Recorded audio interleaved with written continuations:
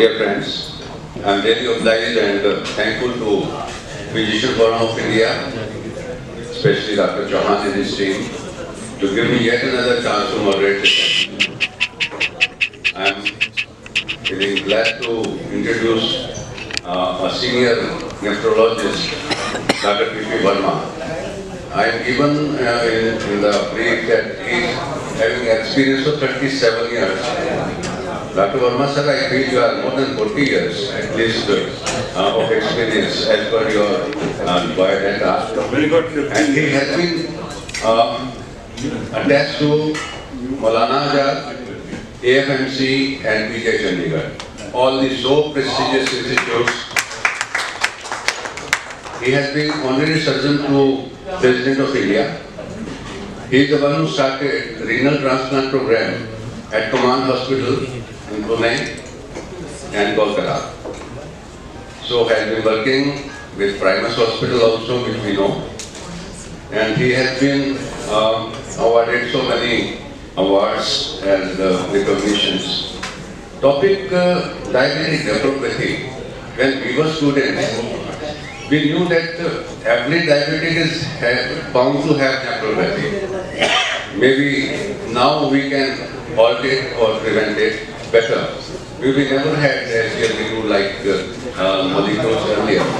Whatever we had, they were all basically focusing the diabetes control, the sugar control. The cause of diabetic nephropathy is not only metabolic, which we were controlling earlier. It's hemodynamic, inflammatory, hormonal, so many other factors. So I'll give the mic to my senior colleague, my friend, Dr. PP Verma, to apprise us what is new and how can we prevent diabetic nephropathy. And just to apprise friends, diabetic nephropathy is more common in type 1 diabetes, but the burden is more in type 2 because the volume is so much. So we have to prevent this menace. Dr. Verma sir. Thank you, sir. Thank you, sir. Thank you very much.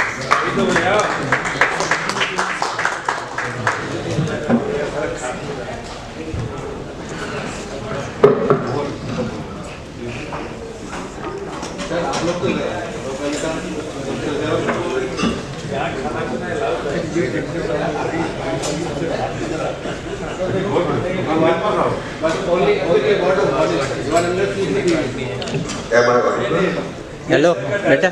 Hello. Good evening, ladies and gentlemen.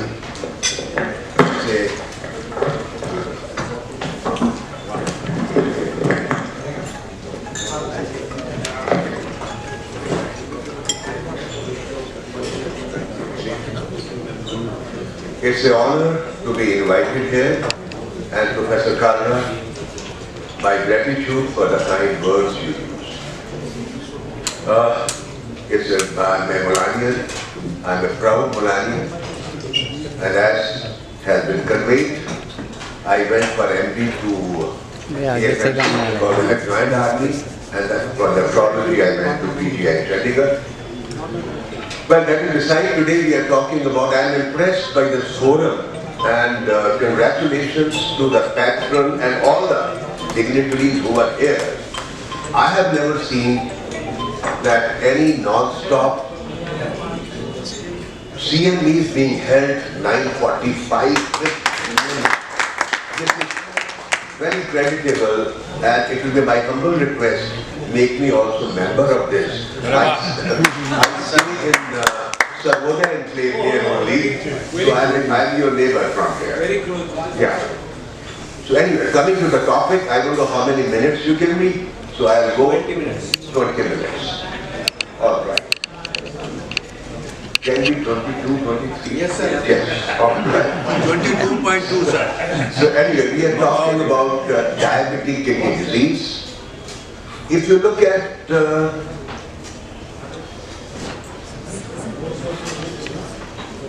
Diabetes Atlas of 2025, which was just released, we have got 589 million adult diabetics in the world, which makes it 1 in every 9th adult in the world is a diabetic today.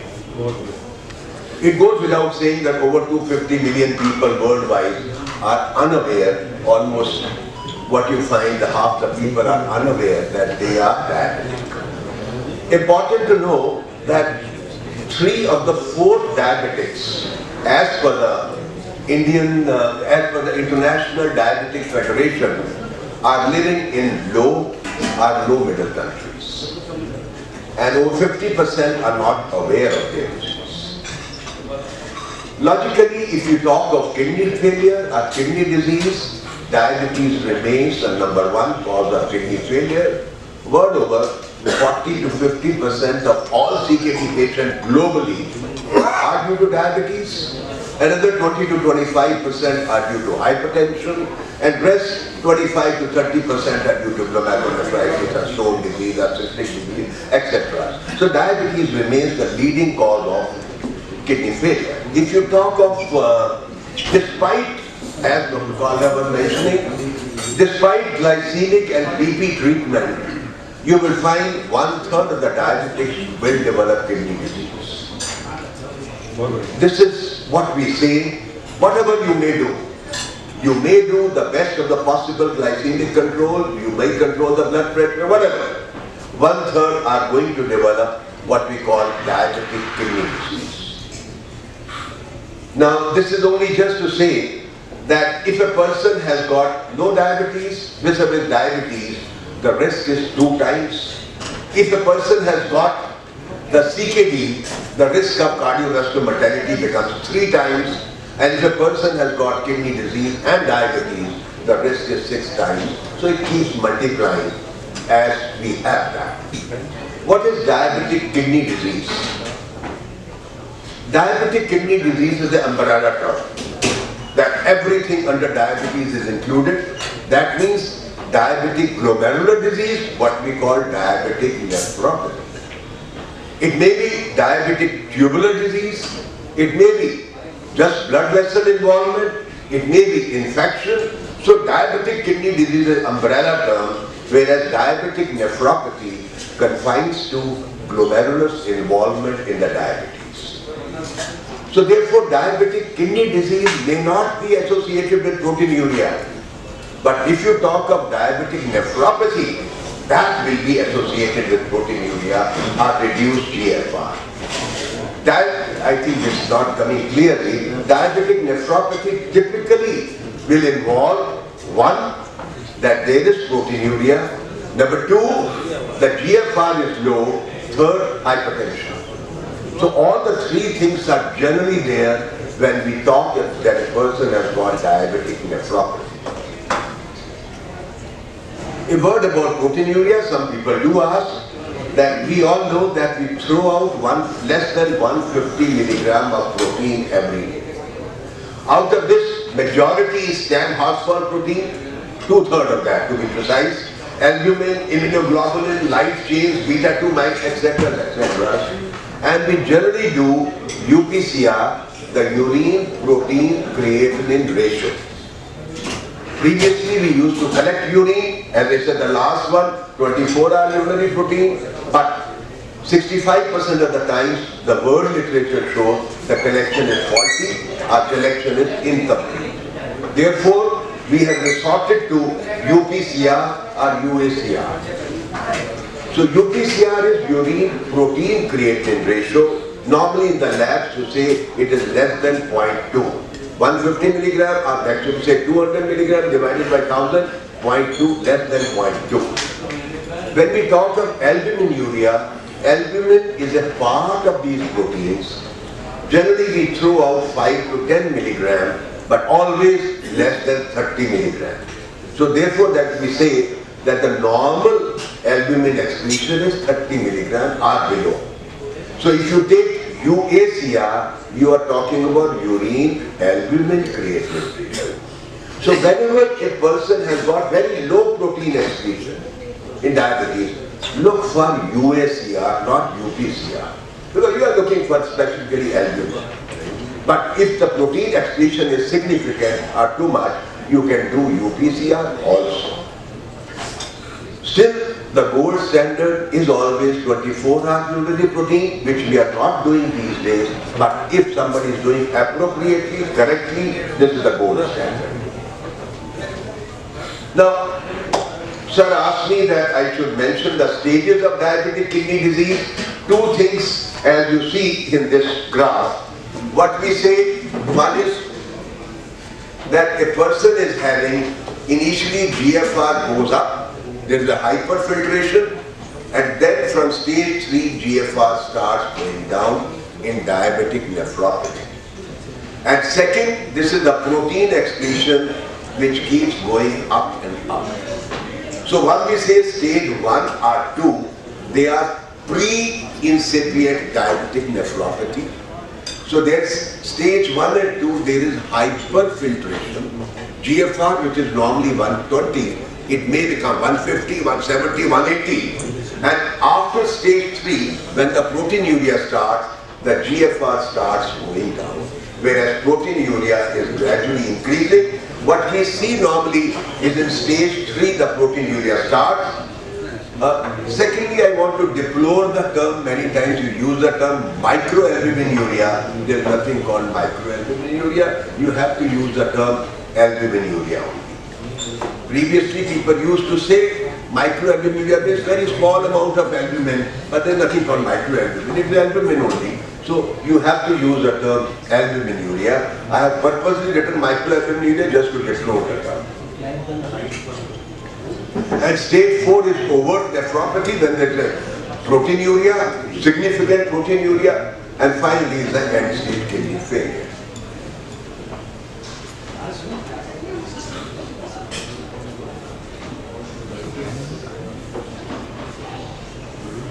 Why albuminuria is important? Because we know today that albuminuria is a strong risk factor for cardiovascular disease.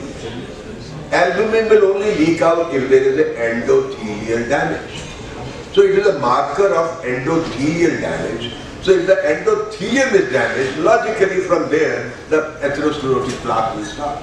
So therefore, albuminuria is a marker of cardiovascular mortality or morbidity, and higher the proteinuria, higher the mortality. That is what this slide is showing, that higher the proteinuria, higher the cardiovascular mortality, and likewise, higher the GFR, higher the mortality. It may be difficult, which is more important, but keep in mind, albuminuria and reduced GFR are strong risk factors for cardiovascular mortality. So therefore, it is imperative we all must screen diabetics, that whether they are developing diabetic nephropathy or not. And screening is, as the International Diabetic Federation and American or Indian Diabetic Association recommends, that type 2 diabetes we must follow every year. We must do urine microalbumin or so-called albumin, and we should measure GFR by creatinine and the formulas what we have got, EPI formula.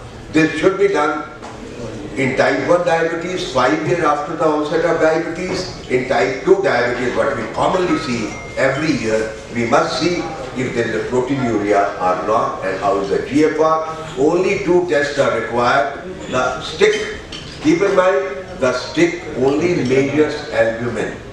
It is not measuring protein. It is so simple. Madras people are splitting the strip into 2 to make it just 1 rupee. Just dip it, you know whether the person is having albumin or no. And creatinine, you can get it done for whatever, 20-30 rupees for GFR calculation. So in just less than 50 rupees every year, you can test albumin and GFR. These are 2 mandatory things for everyone.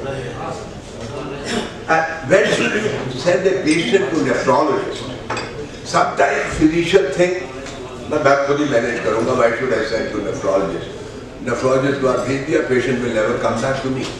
But that is not, it's not possible. Look at, if you say in India, every 10th adult is a diabetic. And if the adult population is almost 90, million or 90 crore. So logically you say 30 crore are going to develop diabetic kidney disease. Suppose, no, sorry, my calculation is wrong. If I say 9 crore are going to develop diabetic, are basically diabetics, so 3 crore are going to develop, and nephrologists can never see so many people. It is only the physicians who have to. With due respect, they are the masters of treatment, but when should they refer? It is very clear by the KDIGO guidelines, these are referred. Every person who has got stage 4 kidney disease, that is GFR less than 30, should be referred to a nephrologist. And every person with proteinuria, if it is more than 300 milligram, refer. So this is a general guideline that if the proteinuria is too much, irrespective of stage, refer to nephrologist. But if the proteinuria is not much, maybe 50 milligram, 60 milligram or so, wait till the person is in stage 4, that is GFR less than 30, that is the time you should refer. And it is the duty of nephrologist also, after adjusting the medicine, he should send back the patient to the physician, because he is the bread and he is the actual treating person for the patient. There can be a debate which is better, microalbuminuria, albuminuria, or early GFR loss. The winner is GFR loss. So that is why I say that you have to calculate the GFR every time. Let's shift to, we will not mention this just to, for academic interest. You should know that almost 20% of the patient with diabetes will have non-proteinuric diabetic kidney disease. That means glomerulus is not involved. If the glomerulus or the capillaries are not involved, he will not have retinopathy, he will not have neuropathy. So therefore he may be having tubule involvement only, or he may be having only blood vessels involvement. So there may be a macrovascular involvement, not microvascular involvement. So one has to know that there are patients, almost 20% diabetics and other patients who may not have glomerular involvement. So now you have identified a person that he has got proteinuria, he has got hypertension, he is diabetic kidney disease. How should I manage? Step 1, which we all know, glycemic control. I will not go, you are very, very wise people sitting here. DCCT trial, which shows that intensive blood sugar control is very good. And the trial ran for 6.5 years, and that demonstrated that one extreme in HbA1c was 7.2%, at the other extreme it was 9%, and there was vast difference in the complications which were developing. It only showed that keep the HbA1c at 7% or so, you are much better than rather HbA1c going much higher. Now this study was finished, the study continued in the second form, which is the epidemiology of diabetes intervention, EDIC trial. The DCC was followed by this, and they followed patients for very long years. And again they found the same thing. If you have maintained the HbA1c right, the memory also exists and the patients perform better. So make HbA1c 7 as a benchmark. It may be different depending on the age, but generally make it 7 so that you are preventing the complications.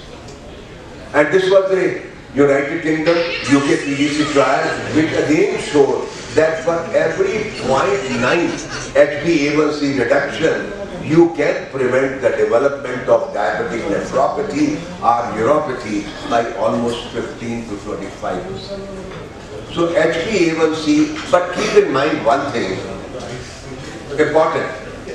Once a damage starts occurring in kidney, after that aap jitni marzi sugar theek kar do uski, the damage will not stop. It is something like you have slapped somebody and slapping ke baad usko puchkarte raho. Once you have injured him, you have injured him. So once the damage in kidney has started, irrespective you may produce ideal sugar control, but damage will continue. So therefore, right from beginning you have to be careful that control is good. Next step is kidney patient के पेट दुश्मन होती दो है, blood pressure control and proteinuria control. If you can control these two, and besides other things, weight reduction, smoking, nahi karna, all these, but basically hypertension and that proteinuria control. Let's come to proteinuria. Many trials occurred and eventually we know it is ACE and ARBs. It was long back in 2001 these trials appeared, 25 years, quarter of a century back, because in diabetics the angiotensinogen receptors get upregulated. So you have to suppress them. The aim is suppress these upregulated. So how did this is 81 angiotensin receptor blockers. So it was a renal trial initially where they used losartan. So losartan was used, 1500 patients, and what they found, if they are giving losartan oblique placebo, the difference in progression of kidney disease, progression was measured as doubling of creatinine or end-stage kidney failure, was 15 to 20% lower. So आपने 20% तो risk कम कर दिया if you are using ACE inhibitor or ARBs. So this was a trial, renal, very famous trial, and subsequently came IDND, which was irbesartan diabetic nephropathy trial. Again, is similar that if you are giving irbesartan, other group get amlodipine, third was placebo. There was no benefit in amlodipine group. Keep in mind, amlodipine is not is not renoprotective at all. Cilnidipine is, but not amlodipine. And then this again found IDND that you can slow the progression of kidney disease 15 to 20% benefit. अब आपने 15-20% benefit तो कर लिया. So ACE and ARBs slow the risk of progression of diabetic nephropathy by 16 to 20%. So these were the different trials. 20 साल कुछ नहीं हुआ.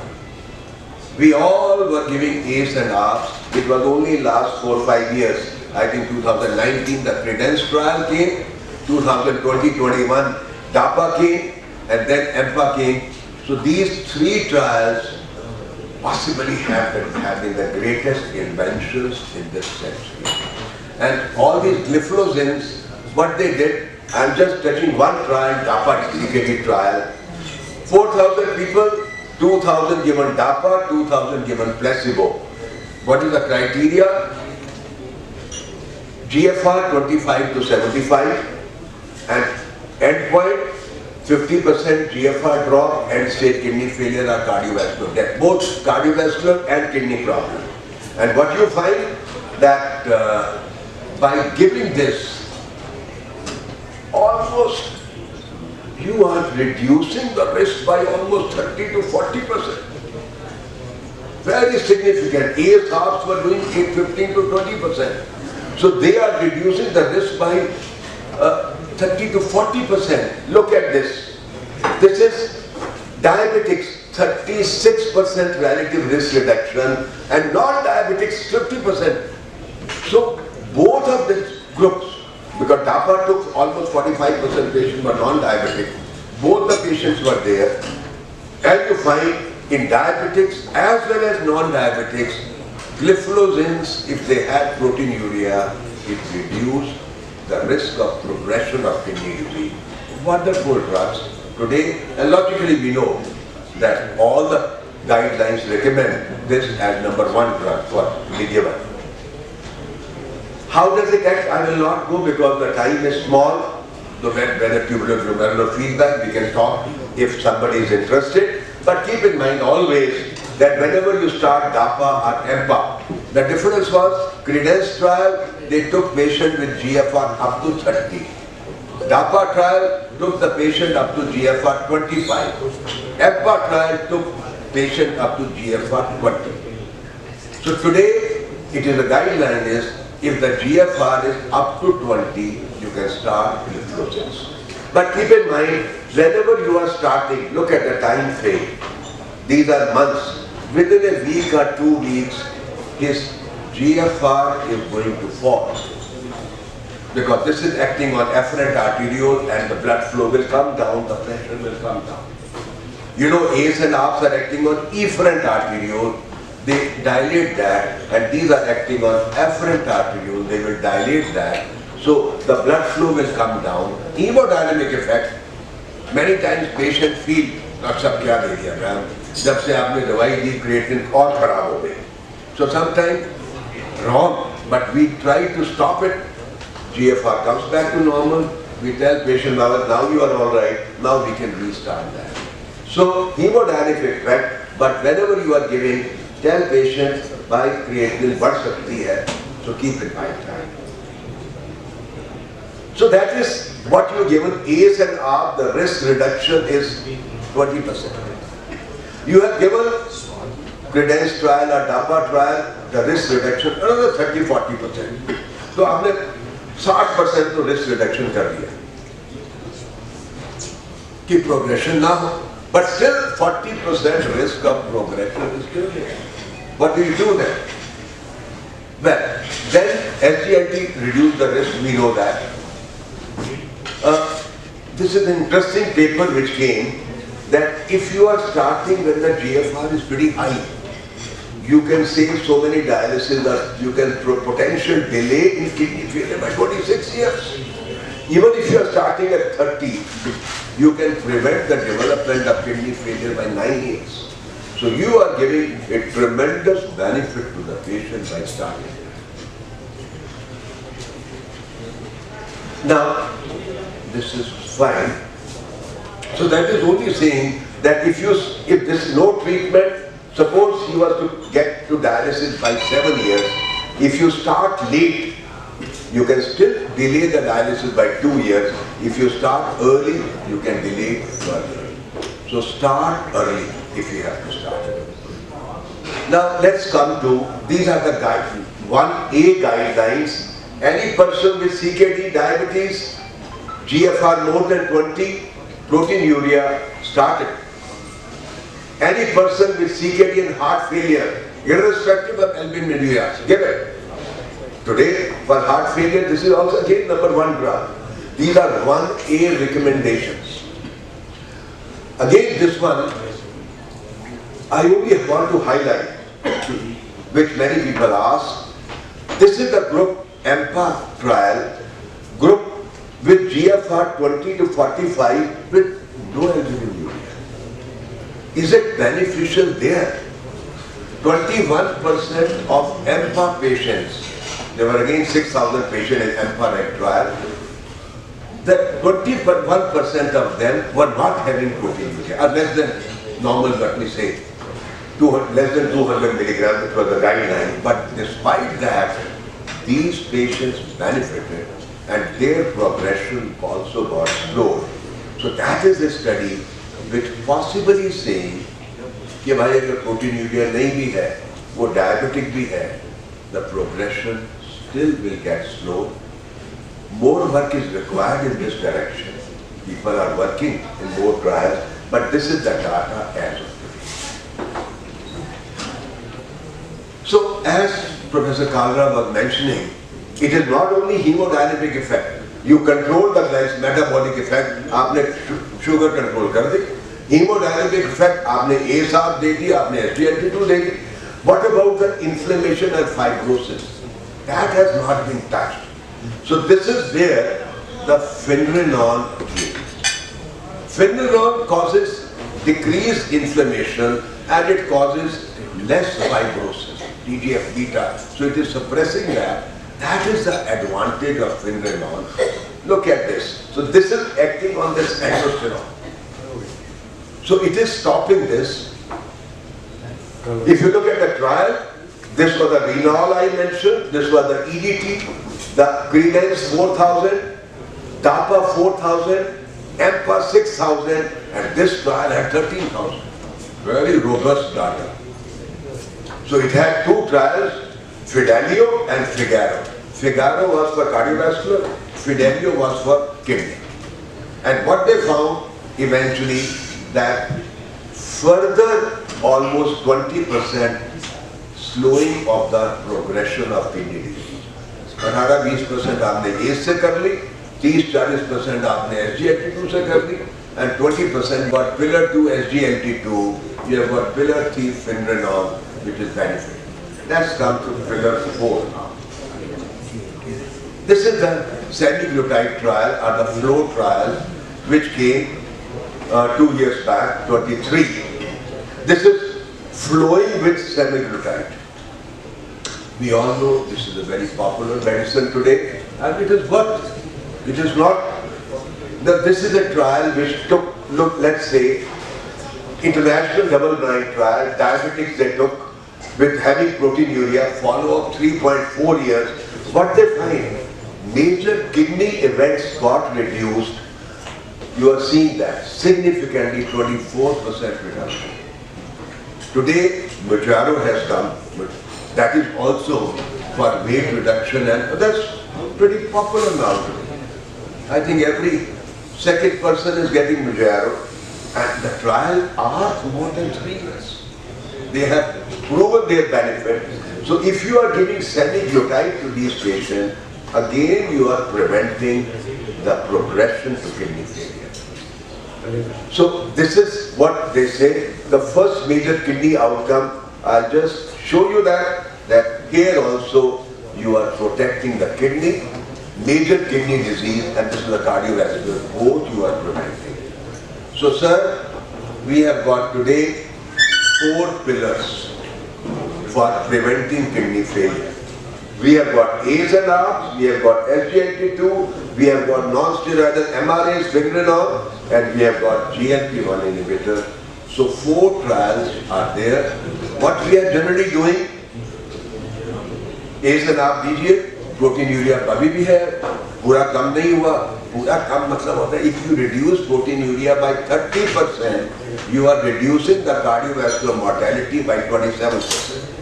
So target की कम से कम 30% तो proteinuria reduction होनी चाहिए. So if you find नहीं हुआ, benefit is not too much, we were shifting to now add SGLT2. SGLT2, even now the proteinuria is left, add Finrenol. Even now it is left, go to GLP. Now this is what the study, they were, recommendations were everywhere. Lifestyle, healthy style, physical activity, stop smoking, that's all right. SGLT2, metformin, they are number 1 drugs today. We come to, then comes the GLP and all. Look at, this is the ADA, our Indian guidelines also. Start metformin and SGLT2 inhibitors as first line therapy for diabetes. After that, it comes additional drug, GLP-1 receptor agonist, etc. This is the guidelines. Now, this month, there was another trial, which is a beautiful trial, the last 2 slides. Am I permitted, sir? Yes, sir. Go ahead, sir. This is, which has come just on June 5th, this month only, last month. Now, this was presented in European Society of Kidney Diseases. Now, why you want to give 2 drugs, पहले ये दो, फिर उसके बाद ये दो, फिर ये दो? They gave Finrenol and empagliflozin together. They say, why you wait? So what they find, this was a trial, what you are finding, that Finrenol plus empagliflozin in 265 patients, 1 group only Finrenol, 3rd group only empagliflozin. Now they find where the proteinuria reduction is higher, and what you see, 29% higher regression in proteinuria than Finrenol. The combination group had 29-30% higher regression in proteinuria if you are starting both together. And compared to EMPA alone, 32% greater reduction in proteinuria. That is again a practice-changing study which has come the last month only. That is only trying to tell you, conclusion among persons with both chronic kidney disease and type 2 diabetes, initial therapy with Finrenol plus empagliflozin causes reduction. So why you want to wait? Time will come. Why you want to start 1, 2, 3, put them all together and see the benefit. So that is what this trial again showed, which you are seeing, if you are using EMPA alone, if you are using Finerenone alone, and if you are using combination, you are having significant reduction in proteinuria. Not only proteinuria, that potassium level, GFR, everything is getting better. I stop here. Just the last slide. To summarize, 1/3 of the diabetics will develop diabetic kidney disease, irrespective of your therapy and hypertension control. Keep in mind, in diabetics, BP should be 120/80. You should not go beyond 130/80. Blood pressure control should be good. Diabetic nephropathy is characterized by proteinuria, hypertension, and reduced GFR. Ideal blood pressure control 120/70 or 125/75, that is the target. Keep HbA1c around 7. So I am just saying general, if a person is 80 years old, 85, logically you can be liberal in the HbA1c control. Avoid obesity, smoking, extra salt. We all should take not more than 5 grams, we know. And India, George studies says we are all taking 10.98 grams, 11 grams of salt every day, and more so with South Indians where they are taking Indian sugar. Extra salt, over contraceptive drugs. ACE and ARB is time-tested drug, hemodynamic effect. SGLT2 and MRAs are recommended for hemodynamic, anti-proteinuric and anti-fibrotic drug and can be started together. Semaglutide reduces weight, reduces cardiovascular and renal endpoints. So intervention needs to be started early before it is too late.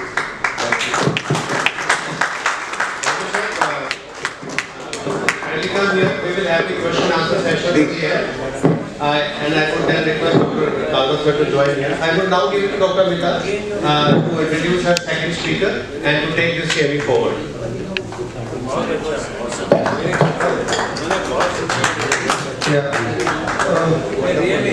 I don't think there is anything to tell about Dr. P K Sachdeva. He was one of the mentors, or you can say, when I started practice in New Delhi. And I have been associated with this great. I admire him like anything because he's got a charisma of his own. And let's say that he can treat any kind of disease with his own words. So I will just hand over because he is the very local guy and he is the one who can connect with anyone. And if you have any patients, you can always talk to him any time of the day, any time of the night, and he is there to help you. So I will just hand over the mic to Dr. P K Sachdeva. There is nothing to mention more than he can tackle any kind of neurosurgical disease. Thank you. Good evening everyone, and thank you very much Amitabh for your kind words. Amitabh and me are very old colleagues, friends, brothers. He is just like a younger brother to me. Because once upon a time we were practicing together also. We worked together for around 3 to 4 years. And then I moved on. Then he also moved on. He moved to USA for different trainings. It's good to have him back. After such an elaborative lecture of Dr. Verma, I will cut short my slides. I will not be very detailed, but I will be talking about the management of brain tumors. I will be highlighting the different techniques of surgery. I am not discussing about the what is going to be the few grading and all those things. See, as we know, the tumors are mainly malignant and benign tumors.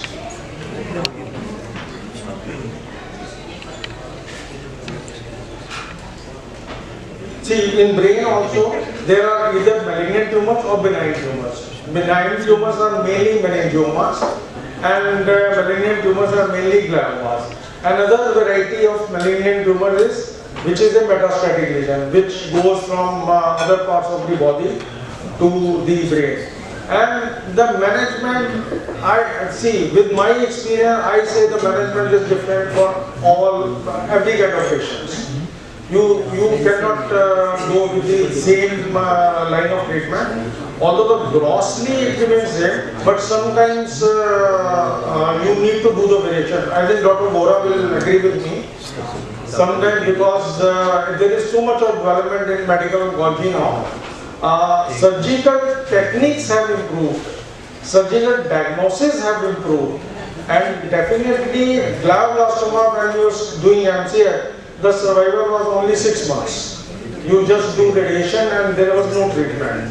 After the introduction of temozolomide, there is an improvement, but still there is a limited improvement. So neuro-oncology, broadly, the study of brain tumor is a teamwork. Where you require diagnostic facilities, surgical facilities, radiation facilities, medical oncology, sometimes plastic surgeon, and psychologist support also. So, what is when the patient is diagnosed with the brain tumor? So, what is the aim of treatment? The aim of treatment is the improvement of science, and you must consider what is going to be the quality of life.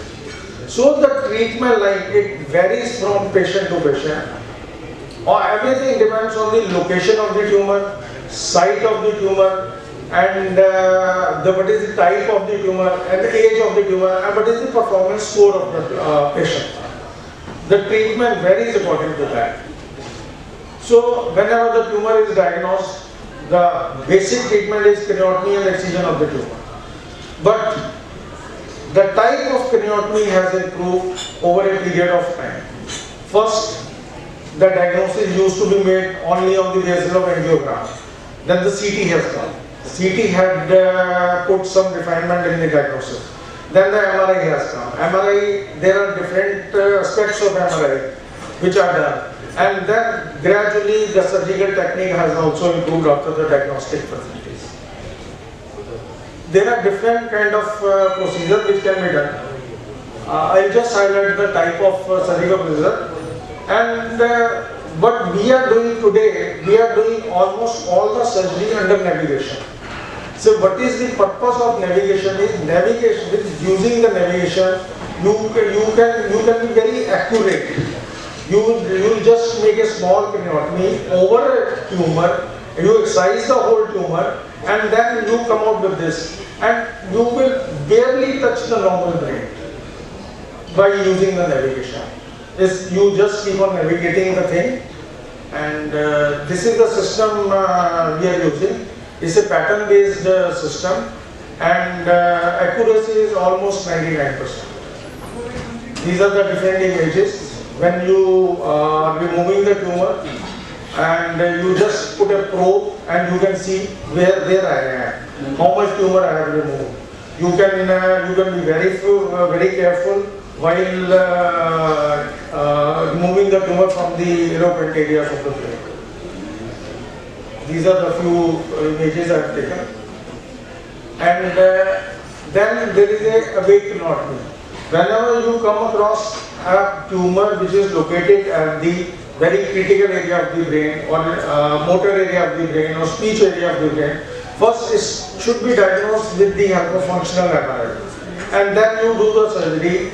Your patient remains awake, deeply sedated, and whenever you can talk to your patient after reducing the amount of sedation, and whenever you feel that the new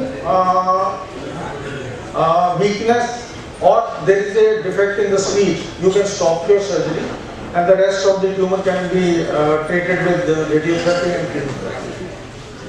This is the pre-op and post-op images of patient. This is another patient who was treated with awake craniotomy. Then comes the role of endoscopy. This is the minimal invasive surgery, and maximally used for anterior skull base surgery, pituitary adenomas, anything which is lying in the inferior cranial fossa, you can use for that. This is the pituitary adenoma, pre-op and post-op picture. In pre-op picture, you can say this is a bulge of the tumor, and in post-op picture, this is the arachnoid which is bulging after the complete removal of the tumor. Another interesting case we have done in the past. This was the tumor which was in the orbit, and it was on the medial spect of the orbit. So this tumor was removed with endoscopy, and before the surgery the patient had bulging eye, exophthalmosis, and immediately after the surgery the eye has come to the normal position and the patient had diplopia. Diploma disappeared immediately after the surgery. And there are another technique which is called stereotactic biopsy. When I started the practice of stereotactic biopsy, we used to have frame-based stereotactic biopsy. But with the passage of advancement and everything, now we are using frameless stereotactic with the help of neuronavigation. See, the stereotactic biopsy procedure is suitable for deep-seated tumor or tumor which is located to the very eloquent area, or large tumor, diffuse tumor, and your patient is medically unfit for surgery. So this is a very helpful procedure. You come to know about the diagnosis, and then subsequently the tumor can be treated with other techniques. These are the few pictures while we were operating.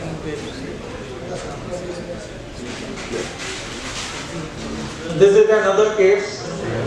This case had a ethmoid gallery carcinoma which was going into the brain. So these kind of patients are treated with the extensive surgery which is called craniofacial surgery. It is this kind of surgery is done by the group of people. You need plastic surgeon, you need cancer surgeon, and you need the neurosurgeon also. The tumor is delivered en masse, and then the skull base is prepared, and you get excellent result. The first time when I started this surgery, I took 8.5 hours. The last case which I have done, we finished it in 4.5 hours. So this is over a period of time. And now I will be discussing about the surgery without scalpel. It is with the help of radiation. When the radiosurgery was started, I mean everybody knows that gamma knife is a very tool for radiosurgery. But over a period of time, there are other machines which are available. I am trained for all the machines, gamma knife, cyber knife, and nowadays we are using this technique over linac which we have in our department. Amitabh recently had training for gamma knife, I think, and functional neurosurgery. So we are treating the tumors which are non-resectable, which are small tumors, and the tumors which are near to the brainstem, where we expect that it is going to cause more damage to the patient after surgery. So these kind of tumors can be treated with radiosurgery with the help of radiation. Concentrated high dose radiation is given to the targeted place. So these are this is the machine we are using now, Electa, and these are the common conditions which can be treated with radiosurgery: small acoustic sonoma, meningioma, metastatic lesions. Only few metastatic lesions. If there is a multiple metastatic lesion, you need the proper radiotherapy. With small pituitary adenomas, then the vision is not affected, and sometimes the recurrent gliomas also. And these are the few lesions which can be treated with the help of radiation. So this is a relatively new technique, but now it's around 25 years old in Delhi also, more than another 25 years. But now we are treating this with our linac machine. So these are few pictures of pre-op and the post-op pictures. This is a acoustic. This is again the acoustic, which has regressed over a period of time. And this is the CP angle tumor, again the acoustic tumor. And you will see this is the solid tumor, and after 6 months there is a central necrosis in the tumor. So slowly the tumor regresses in size. This is another lesion which is near to the brainstem. These are the post-op scan. Another lesion of brainstem. Another metastatic lesion. Single metastatic, another metastatic lesion. And this is a pituitary adenoma. The pre-radiosurgery and the post-radiosurgery. You can see the chiasma is visible. This is another case of pituitary adenoma. This is pre-radiosurgery and post-radiosurgery. And this is a case of craniopharyngioma, which with a large part for the cystic. What I have done, stereotactically I aspirated the cyst, and then the small lesion which was treated by the radiosurgery. And there was a complete regression after 3 years. There was no tumor after 3 years. This is another skull-based lesion. And we can treat moderate, mild to moderate size of AVM also. So this is the picture of AVM. This is the picture, there is no nidus after 3 years. So this is another case of AVM. So with newer machine, the benefit is we can fractionate the dose. We can fractionate it from one fraction, 3 fraction or 5 fraction. As you increase the number of fractions, the sparing of the normal tissue is very good as compared to the once you get the single fraction. See, people used to say the gamma knife is gold standard. But now with the invent of new machines, so these machines are providing equally good results as it is with the now. And I think that is enough for today. Everybody is tired. Thank you. Sir, kindly come here. Dr. Kalra, sir, please. We had 2 wonderful sessions. First of all, I would like to thank all of you for making such a wonderful effort and to be present. I was thinking that 40 would be more than enough.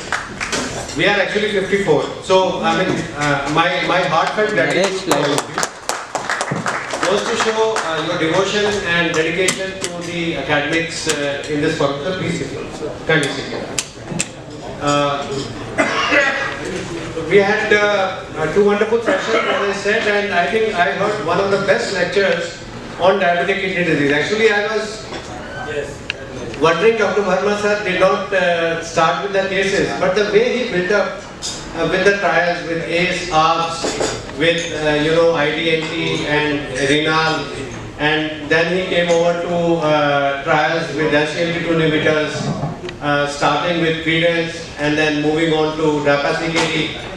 Actually, you would be surprised that DAPA-CKD was one trial on the kidney outcomes which was prematurely terminated because of the huge benefits. And FDA said, enough friends, there is just too much benefit, stop the trial and start giving the benefit.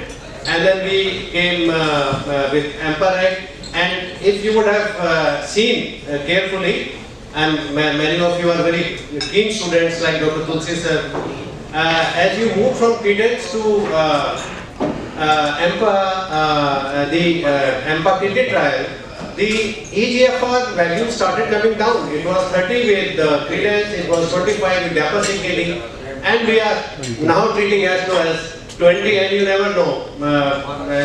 I will not say sky is the limit, I don't know what is the limit. We might be treating even 10, right? So, if it was not actually dependent on glomerular function, we might still be using them with great benefits. Well, wonderful presentation, sir, and wonderful carry-home message. The second presentation by Dr. Sachdeva sir was just in order. We needed him to compress everything in a small space, and he did so wonderfully, except for some craniotomies which are given. Not a problem, sir. So we start with the first presentation. Just a minute, sir. I will first give it to Dr. Kalra, sir, to set the context, to give his insight, and then we start asking questions. Sir, we all agree. We had one mesmerizing talk, Dr. Verma, sir. Although I was poked by one of my friend, one or two, to say that please limit and give time for interaction, but I restricted myself. It was so absorbing, educative and mesmerizing. I wanted you to say go on and on. पर वो कहते हैं ना हर चीज़ का एक अंत होता है. आपकी सारी टॉक का मैंने देखा आपको हिंदी भी पसंद है. एक छोटा सा जो मैं कहना चाहता हूँ, रहीमन धागा प्रेम का मत तोड़ो चक्का है, टूटे से फिर नहीं जुड़े गांठ पड़ जाए. तो ये रीनल फंक्शन जब तक नहीं टूटता तब तक तो नहीं टूटता. टूट जाता है once it starts, it is गांठ तो पड़ जाती है. So even if you give whatever you give, you may halt the progress. Of course you can't reverse it. As you am I right, sir? Absolutely. So मैं ये कहना चाहता हूँ कि पहले हमारे पास थोड़ी सी मेडिसिन होती थी. We have to decide because two or three groups only. So now today, if I don't give any person SGLT2 or GLP1, I have to ask myself why I am not giving. Because they have so much of benefit this way or that way. ज़्यादातर लोगों का wait ज़्यादा होता है, ज़्यादातर लोगों को kidney और हार्ट की प्रॉब्लम होने की संभावना तो रहती ही है. So whom not to give SGLT2? Of course there are 3 or 4 contraindications. I want you to elaborate. जिनको नहीं देना है, अदरवाइज तो I will say कि सबको देना है other than metformin and lifestyle. आपकी बात, I think what you are saying is very valid, sir.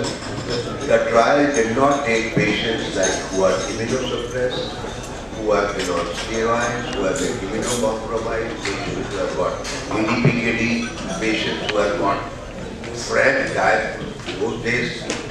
diabetic retinopathy also. So there were few limitations that lupus nephritis was not included.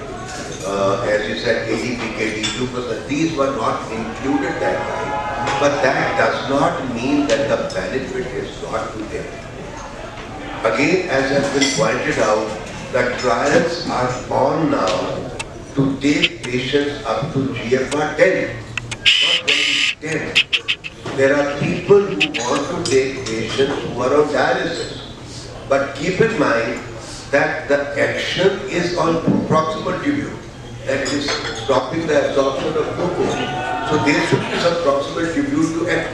So as long as the person has got some amount of urine outflow, he may not benefit from kidney point of view, but he will benefit from cardiovascular point of view. So, as you said, immunosuppressed patients are only one which have been excluded. Lupus was excluded. We cannot say definitely, but we are still giving to him. Renal transplant patients were not excluded that time. So we are not stopping that drug, but they were actually excluded. So BFR less than 20 were excluded. So I'll give my friends, my last half question is just renal failure, 4 pillars, and heart failure, I think 4.5 pillars. Yeah. Only diuretic was additional. All others are the same. So failure is failure. तो आप वो कहते हैं ना business में, घर में, lab में कहीं भी फेलियर हुआ तो उसका इलाज तो होता है. Beta blockers and heart failure, Dr. Kalra. Beta blockers and heart failure. Yes, sir. Diuretics, beta blocker, ACE inhibitors, now MRAs and SGLT2. Sir, These are for preserved ejection fraction. right, sir. Sir, my question is, you beautifully took us through your journey of the molecules which benefit diabetic kidney disease. What is your practice, sir? I'm sure you start with ACE or R when a patient is diagnosed, and you said that if there is no proteinuria at the onset, then you do protein creatine ratio actually 5-year interval. Right, sir? Yeah. What is the next addition after ACE and R? There are many times where you cannot start ACE and R because of hyperkalemia. Because many times you get patient is having hyperkalemia, you cannot start. As a policy, I start ACE and R. That is what all nephrologist colleagues start. And after that, I have shifted now after this trial. I start both together now. I am starting SGLT2 and Finretol together. All right. We are starting these together. If the patient has got hyperkalemia, we are unable to start ACE/ARB. I start both SGLT2 and Finretol. Sir, I like to interject for the benefit of everyone. One of the criticism of Finretol itself has been hyperkalemia. But if you are combining with SGLT2 inhibitors, hyperkalemia is not there. So that is a very important message. Yeah, That's a very important message. That if you are Right. so as a now, I mean this trial which has come now, confidence trial. After that, first choice ACE/ARB. After that, I add both SGLT2 and Finretol together. Right, sir. But sir, let's not carry it away. If our primary problem was hypertension with diabetes, I am sure ACE or ARB still remains the first drug of choice. Definitely. So that is to be remembered. Definitely. And keep in mind that there are patients who are having, as you rightly said, majority of the patients have got cardiovascular. As a matter of fact, 70%, 60 to 70% of patients of renal failure die because of heart problem. So, 1/3 of the patients with heart failure may have got kidney disease, and more than 1/3 of the patients with kidney disease have got heart problem. So, if the heart problem is there, we don't hesitate in giving beta blockers. So, if I am unable to give Calma or whatever, I try to give them beta blockers. I prefer cilnidipine over amlodipine because the trials have shown cilnidipine also reduces proteinuria. 40 to 15% proteinuria reduction is necessary. So as a policy, I don't want to name the company or brand, but basically Cilacar, tea or something like that. So you get cilnidipine, you start Calma. That is the first drug I give. And after that, I put both of them together. Right, sir. So if there is no hypertension and there are issues about hyperkalemia, your drug of choice is a combination both EMPA with Finretol. Yeah. Sir, what is the next drug? I want to draw your attention to a trial called Leader trial, which is liraglutide was used, and there was a lot of cardiovascular benefits. Were there any renal benefits in that? I have not gone through the Leader trial, but whatever the flow trial is showing, that semaglutide, now you have got this GLP-1 inhibitor. Now you have got the Moderator. GLP-1 analog. So you have got GLP-1 and GIP analog together. So either of them, if a person is diabetic, but keep in mind, these trials have been used provided the BMI is over 27. So if the BMI is over 27, one can use it easily. And as a matter of fact, we all are pretty hesitant to start using it. We all physicians are not using it. We have to now gather guts and start semaglutide or Moderator. Because if a person has got BMI is high, obesity is there, person is diabetic, he deserves the recommendation. Dr. Amish has a question. No, for a change, I would like to ask Dr. Verma a question. Everybody has said I would also add amazing presentations, sir.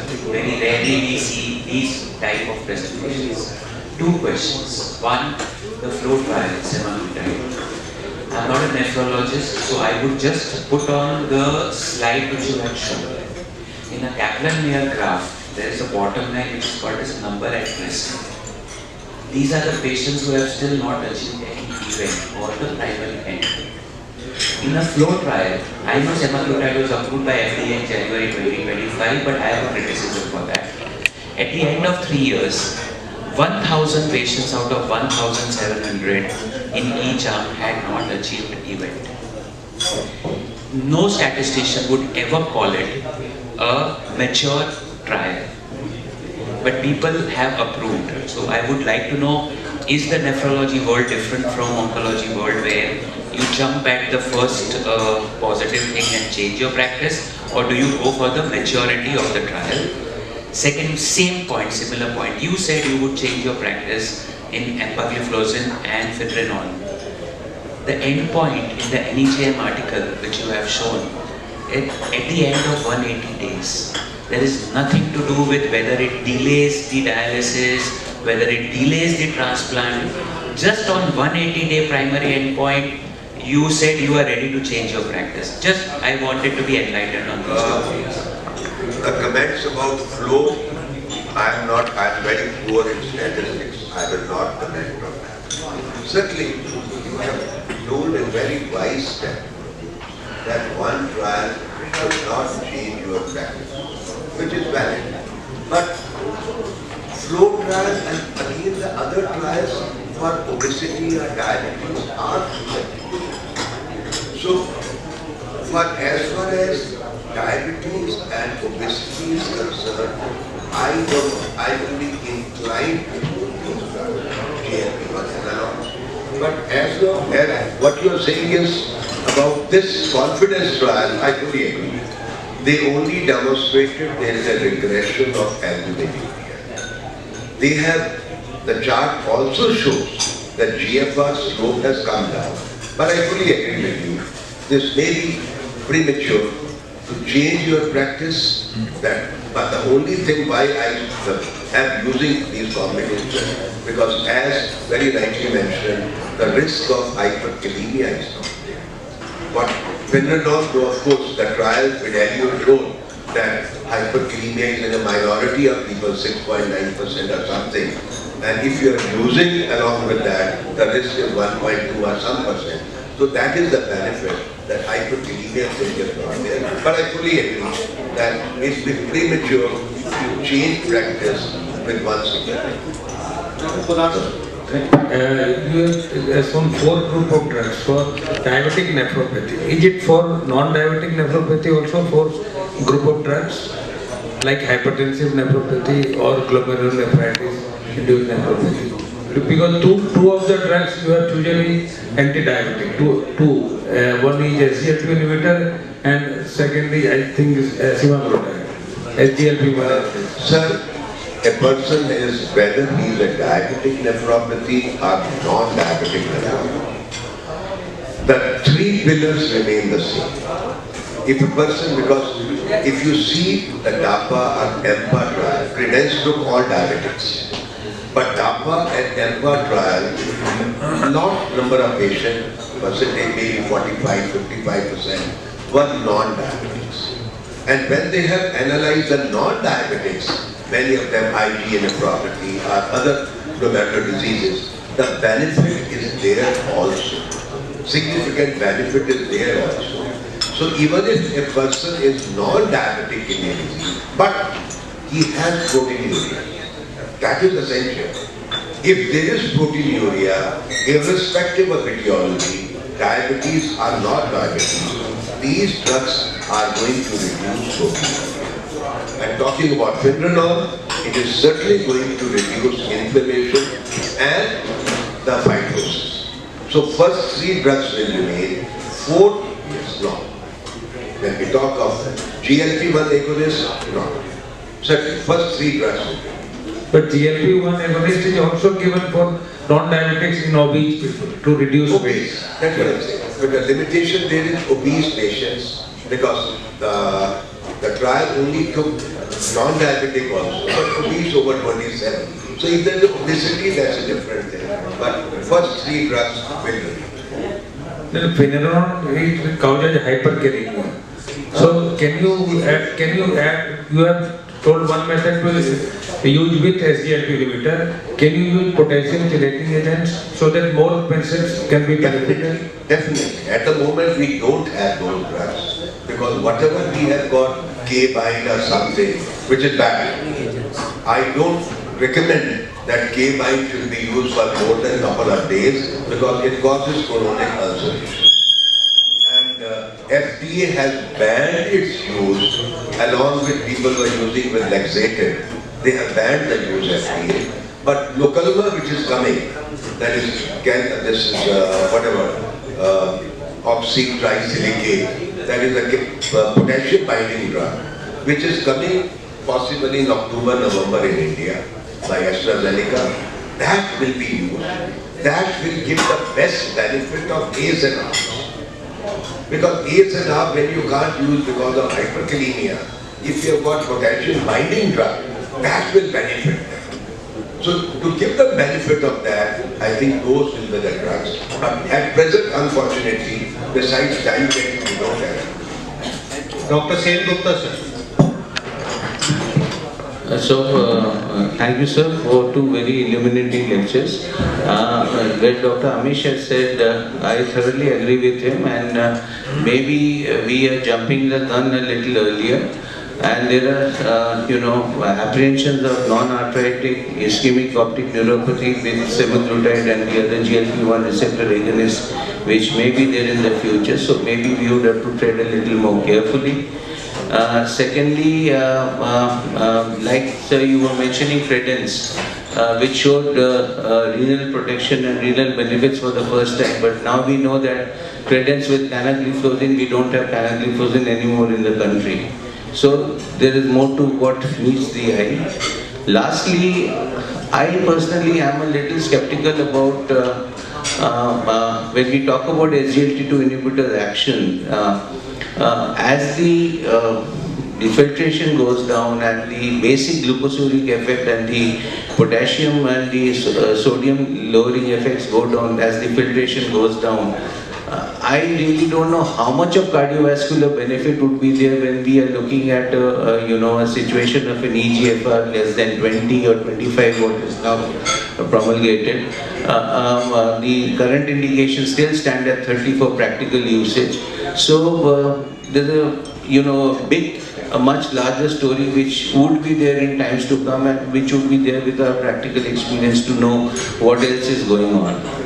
No, I fully agree, sir. The limit set today is 20 by KDIGO guidelines, by Indian Society, Indian Diabetic Association. That GFR 20. Yeah, I fully agree with your point.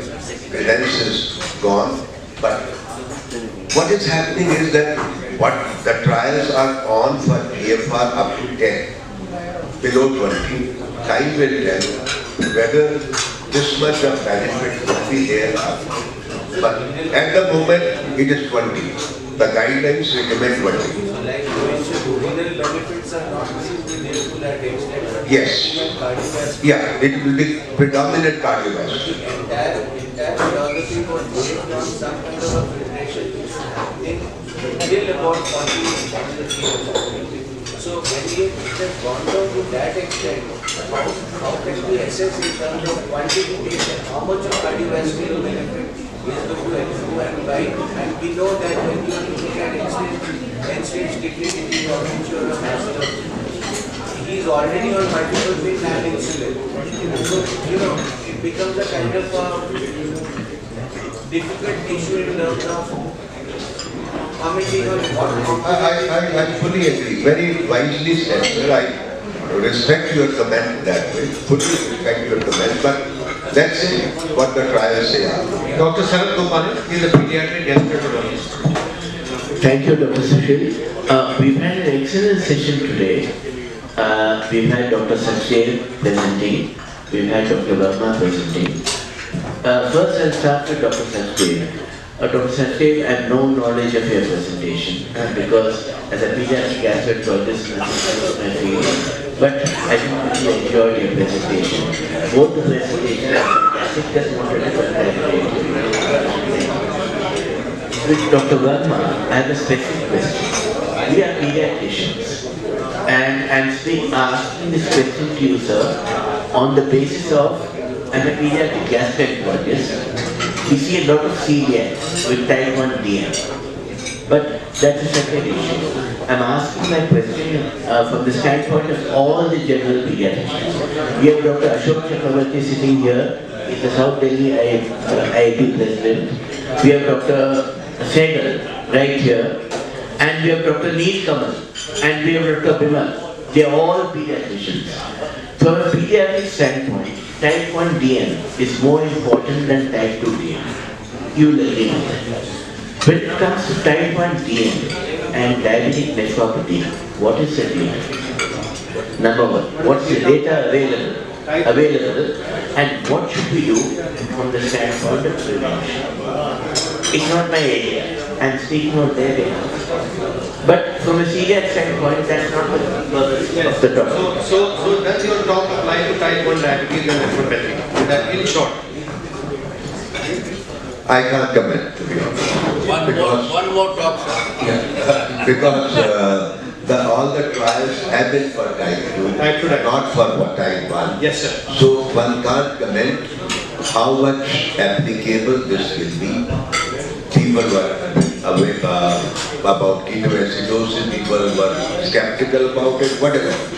It will be difficult to answer that because once that data is not there. Yes, but Saran, don't go without little knowledge of it. Just one insight. For type 1 diabetic, it takes exactly twice the amount of time for the nephropathy to set in as compared to type 2 diabetes. Just remember this figure. That's okay, and we will ask Dr. Verma Much more. And we will ask Dr. Verma to come back again and to speak on type 1 diabetes on a pediatric forum. That would be wonderful. That would be wonderful. Dr. Ashok Chakravarti, President of South Delhi IIT. Great. I think Dr. Amish Vora has now, just a minute. I will now give it to Dr. Amitabh to set the context for the second question answer session and then come to you, sir. Yeah, that was an excellent talk when you amalgam between operating and radiosurgery. So the most important thing he highlighted here was the quality of life of a patient, which is more important than excising the whole tumor or taking out the tumor. So I would like to understand what you mean when you treat a patient of a brain tumor, that what exactly is what we are giving the results. So what exactly we are looking for, whether it is radiosurgery or a operating. There are different indications of radiosurgery, as you know. See, even the benign tumors can be treated with the radiosurgery. ठीक है बंद कर देंगे sir बंद कर देंगे please take. And as I had mentioned that there are specific indications for radiosurgery. See, if you come across any malignant tumors like GBM or grade 2, grade 3 tumors, then obviously the surgery remains the first line of treatment. And in GBM and grade 3 tumors, the maximum possible resection. I'm not saying the total resection, it all depends on the location of the tumor. The maximum possible resection with the subsequent treatment, which gives you the best prognosis after treatment. So that means that we have to look at the size of the tumor and the location of the tumor while treating. And the age of the patient and the performance score of the patient. So more important here, what he wants to convey is that surgery, you can reduce the tumor size and decompress it. And if it is amicable to radiosurgery, then you have to treat the patient with radiosurgery while preserving the patient's overall, what you can say, the neurological status at the time of surgery. Definitely. Sir, my last question is, we have heard about stereotactic surgery. What about stereotactic biopsy? I'm not aware. How do we do it and what we get? There are nowadays, most of the hospitals are using neuronavigation. So with neuronavigation, you can limit the size of the anatomy. So what in the past we were doing, we were just guessing this is the part of the tumor and we used to make the anatomy. But now with the help of navigation, you can mark the exact anatomy and then you can remove that much portion of the tumor. But you said there is a neuronavigation surgery, there is a stereotactic surgery, and there is a stereotactic biopsy. Stereotactic biopsy is meant for the tumors which are deeply seated, where if you want to operate, you have to go through the normal treatment.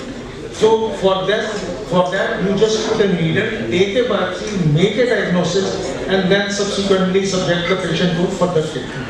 So in stereotactic surgery, you make a anatomy under navigation, which is called stereotactic anatomy, and then you remove the tumor.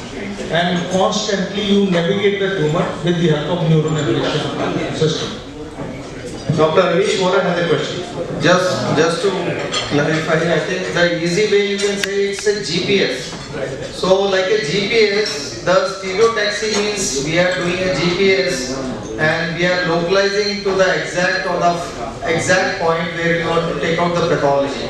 So the biopsy, when you say there is a critical area where you can't do a proper surgery or a major surgery, then you just take a simple biopsy which is like a needle biopsy. That's it. GPS. Sir, two questions. One question just arose when you were talking about, if you see any of the guidelines, they say if there is complete resection is not possible, then biopsy versus as much as you can remove, the outcome remains the same. The guidelines also, if you see, give equal weightage that if you are not able to operate completely, just do take a biopsy, be safe and come out. Because if you resect 80%, 70%, 60% is not going to change the prognosis. Just when you said that question, my second point is radiosurgery cannot give you a histopathology tissue when we do that.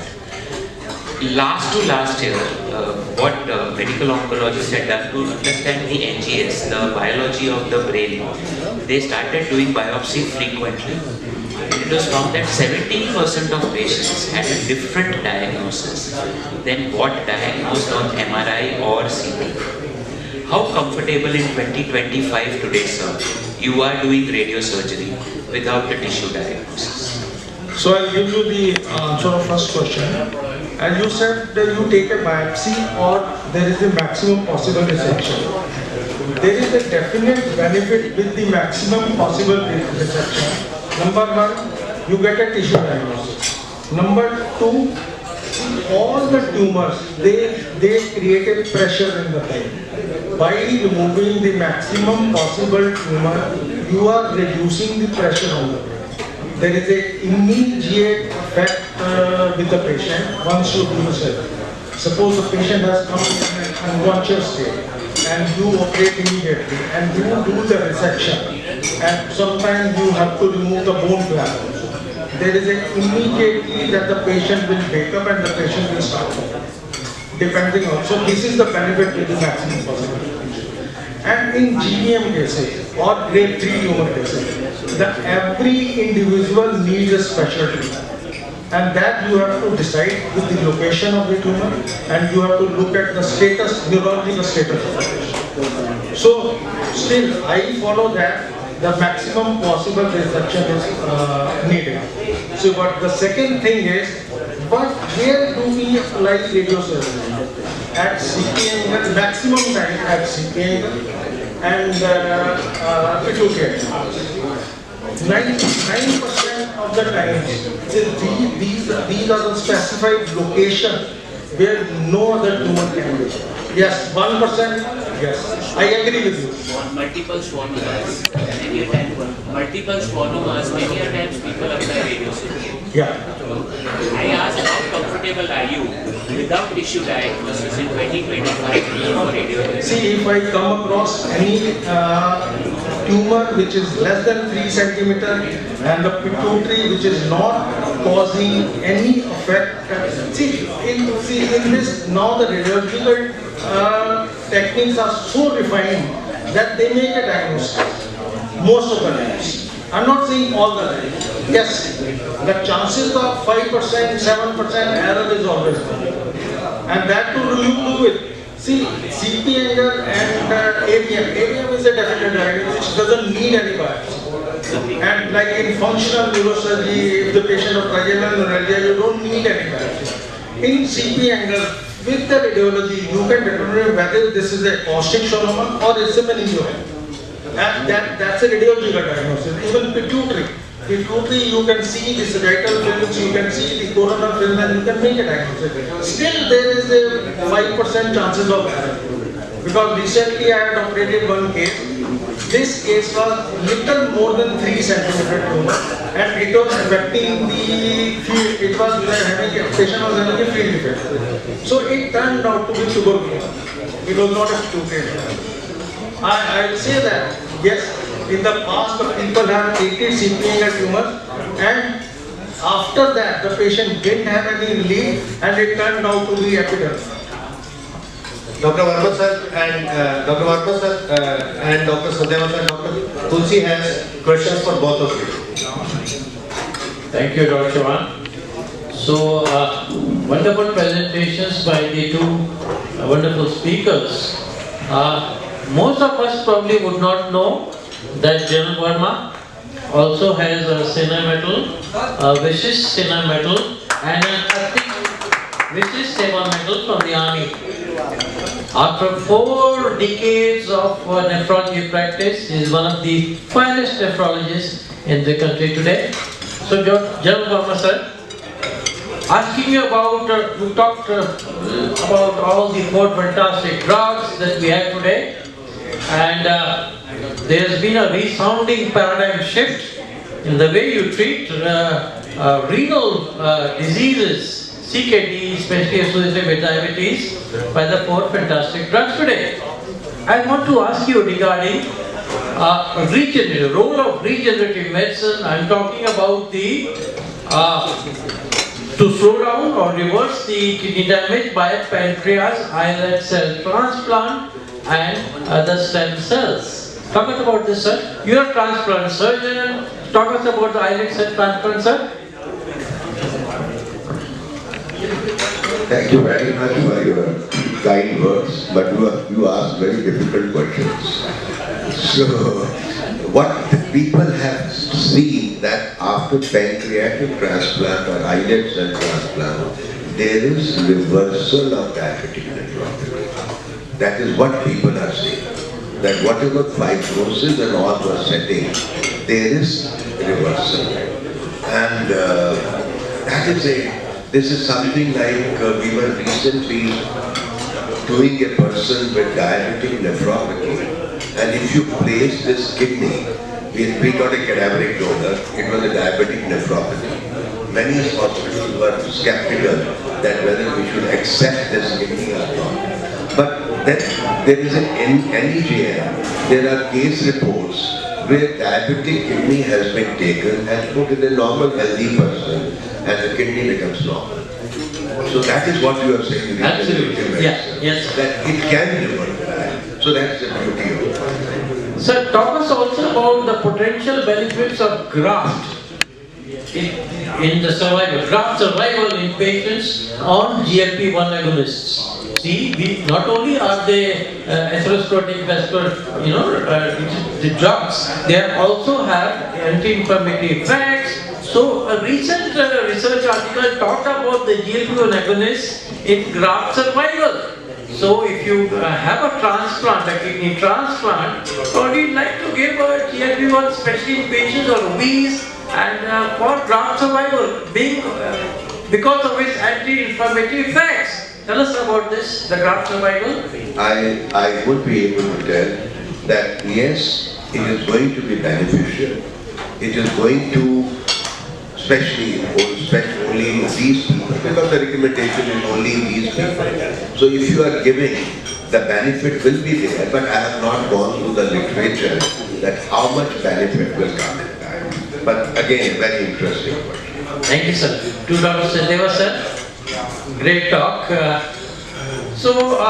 Glioblastomas have a dismal prognosis. Most of the people do not live beyond, shall I say, 9 to 15 months.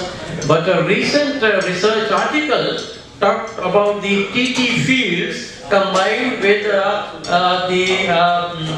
pembrolizumab, which is we give in CA cancer immunotherapy with the TT fields. Talk us about the recent research article on this. Being a surgeon, I am just concerned with the surgical part. Whenever it comes to the chemotherapy, I refer my patient to their medical oncologist. I think the medical oncologists, they can tell me in a better way regarding the different labs and everything. But still, as long as I know, immunotherapy doesn't have a much role in glioblastoma and GBM. This is what we thought, but the recent trial said you could, you would know. You could prolong the life of the people with glioblastomas from a dismal 18 months to about 24 to 28 months. But how many patients? Yeah, So this is an ongoing research article. Yeah. You'd like to say about that? Go ahead. So the thing is that kidney field with immunotherapy. So the thing is now glioblastoma, they are doing more of genetic markers like white type strains and other things. And depending on that genetic markers, just like a breast cancer, so it depends whether it is amicable to that immunotherapy or not. It is still undergoing trials. There is no definitive reason to say that those particular patients will survive for long. So it is still independent of the patient genetics. So at the end of the day, it is the genetics which is going to determine the outcome from even glioblastoma. There are certain patients who are living more than 10 years. And there is no answer why they are more than 10 years survival rate in a GPM. No, I was talking about TT field. So that is what I am telling. In that Not also, when you are talking about immunotherapy. Tumour treating fields, sir. Which one? Tumour treating fields. That is what I am talking about. Genetic. Electric currents. Thank you, sir. Dear friends, I think our session is over, and let's welcome our speakers and our sponsors. Thank you so much. I must say the audience is great. 3 cheers for the audience, and very knowledgeable, very practical, and they can put you down.